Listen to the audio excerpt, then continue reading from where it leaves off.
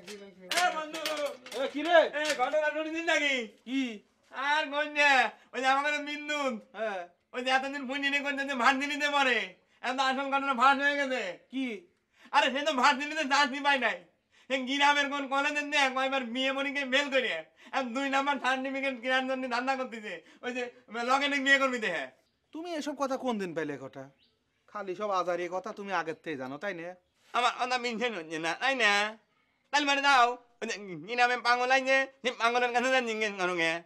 বিন্দু নিজে মুহে পাগলের কাছে জিজ্ঞাসা করিছে, আমিও তো কই বিন্দু 2 নাম্বার না হলি মানে আমি যখন মিঞ্জের চাইলাম ভেজালের তখন তো সে মিঞ্জের করলো না, ভেজালের পক্ষ নিল কে? এ তো সাংঘাতিক একটা ভেজাল হইল রে কটা। কোন তিন কোন পাগল এসে মানসি সব গুমরের কথা কয়ে দিচ্ছে। আমার নিজেরও তো ভয় করতেছে রে। ভয় তো তোমার করারই কথা, কারণ তুমি নিজেও তো ভেজালের পক্ষে। মানুষকে তুমি ভেজাল জিনিস খাওয়ার যাও না, এইবার তুমি টের পাইবে বুঝছাও। এই বিন্দু একটা বিটা কথা কচ্ছি এই এই তুমি আমার কাছে ধরো, এই ধরো।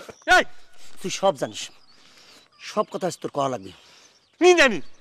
তুই জানিস সত্যি করে এখন কথা কই দিনি তুই লোকটারে কোণের থেকে ডাইকা আনিছিস? আশ্চর্য কথা, আমি কিসের জন্য না আনবেন যাবো? আমি তো জীবনে কোনোদিন নেই নাই।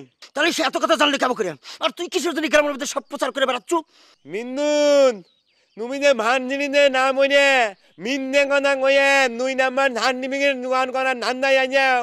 এর আগে আমি মুখ্য মানুষের আগে জানতাম, এখন তুমি আমাকে দন দিন যাও গে। ঠিক আছে, আমি আর একটু তদন্ত করে দেখতেছি। ঘটনা যদি সত্যি হয় আর তুই যদি এর সাথে জড়িত থাকিস তাহলে কিন্তু মিন্দুন ঠান্ডা মাও, মানুষ যেন না তাই না একে ঘুষি মারিয়ে মন্দির যে তার মালা দেবো।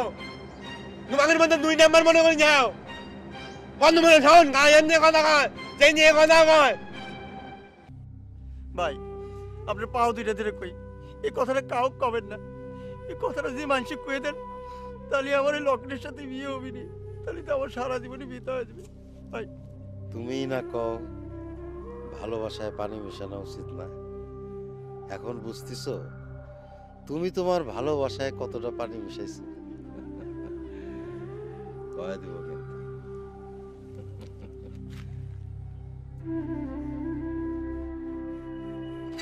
সাওয়ালটা যেরকম সিটারি করিছে তা আগে টের পাসনি?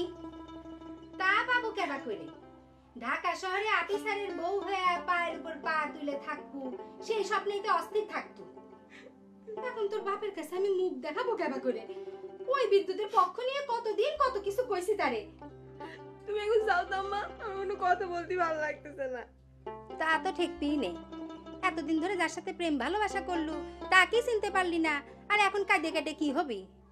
এতদিন তুমি আব্বার সাথে সংসার করতে চাও, তুমি আব্বাকে চিনতে পারি চাও?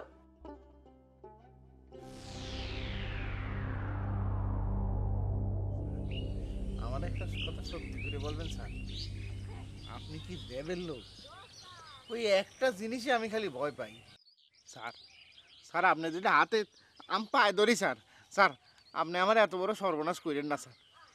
এলাকায় সৎ লোক হিসাবে আমার একটা সুনাম গড়ে উঠতেছে, মানে এলাকায় তো কোনো ভালো লোক নেই, এই সুযোগে আমি লোকজনের একটু খেদমত করতে চাই স্যার। তুমি খুব ভালো মানুষ। তাহলে হঠাৎ বাবু কয় কে মানুষ? ভালোবাসে কয়, মানুষজন ভালোবাসে তাই কয়। আমি অস্বীকার করতেছি না যে আমি হঠাৎ করে বড় লোক হয়েছি, মানে আমার কামাই যে হালাল সেটা আমি দাবি করতেছি না। মানে হয়েছে কি যে যে টাকাটা কামাই করেছি ওই টাকা আমি চেয়ারম্যান হয়ে লোকজনের খেদমতের জন্য খরচ করতে চাই। মানুষের খেদমত?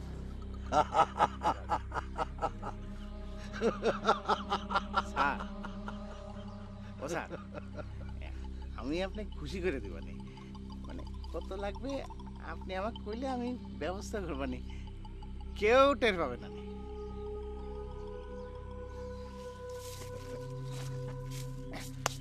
ওঠেন স্যার, স্যার ওঠেন, ওঠেন স্যার।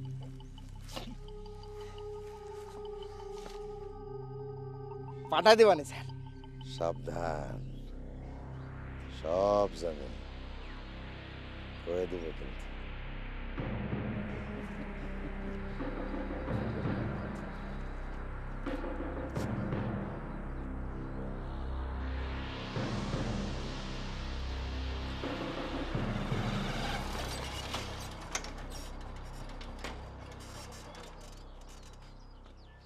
আসসালামু আলাইকুম হুজুর।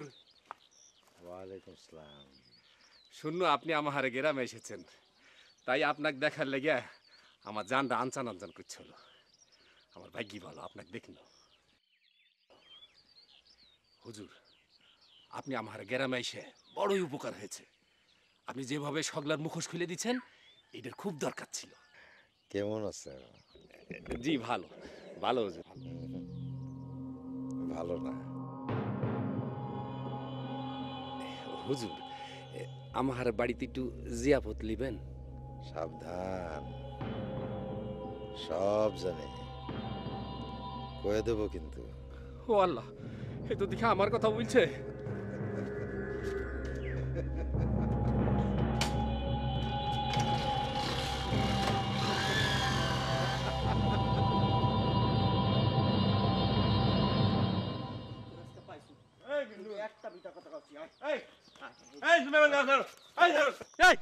তুই সব জানিস, সব কথা আজ তোর কওয়া লাগবে। কি জানি তুই জানিস সত্যি করে এখন কথা কই দিনি, তুই লোকটারে কোণের থেকে ডাইকে আনিছিস। আসবেন যে কথা, আমি কিসের জন্য না আনবেন যাবো? আমি তো না জীবনে কোনোদিন নেই নাই। তাহলে সে এত কথা জানলে কেমন করে? আর তুই কিসের জন্য গ্রামের মধ্যে সব প্রচার করে বেড়াচ্ছ? মিন্দুন, তুমি যে ভান জিনি নে না মরে মিন্দে কথা কয়ে নুই নাম্বার ধান নিমিঙের দোকান করার ধান্দায় আইয়াও।